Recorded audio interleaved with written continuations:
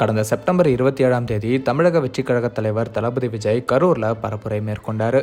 இந்த பரப்புரையில அதிக மக்கள் வந்ததுனால கூட்ட நெரிசல் ஏற்பட்டு 41 பேர் உயிரிழந்தாங்க.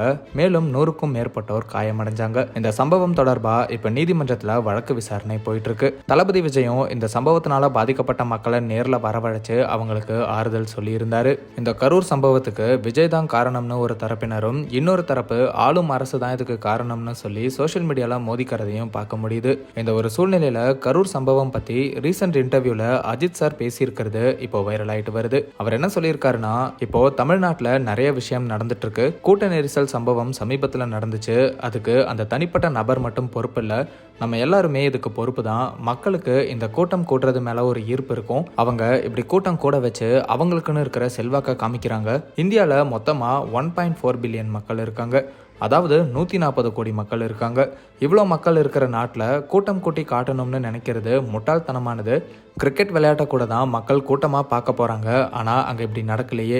ஏன் சினிமா மற்றும் செலிபிரிட்டிஸ்னால் மட்டும் இப்படி நடக்குது? ஃபர்ஸ்ட் டே ஃபர்ஸ்ட் ஷோன்னு தேட்டருக்கு வந்து தேட்டர் உள்ளேயே பட்டாசு வெடிக்கிறது, ஸ்க்ரீனை கிழிக்கிறது, இதெல்லாம் முடிவுக்கு வரணும். மீடியாவும் இது எல்லாத்துக்கும் ஒரு காரணம். அந்த நடிகரை விட இந்த நடிகர் படம் இவ்வளோ வசூல் பண்ணியிருக்கு அப்படி இப்படின்னு நியூஸை போட்டு ஃபேன்ஸை ட்ரிகர் பண்ணுறாங்க. எலெக்ஷனில் ஓட் போட போனால் கேமராவை எடுத்து கிட்ட வந்து யாருக்கு ஓட்டு போடுறோன்னு ரெக்கார்ட் பண்ணுறாங்க.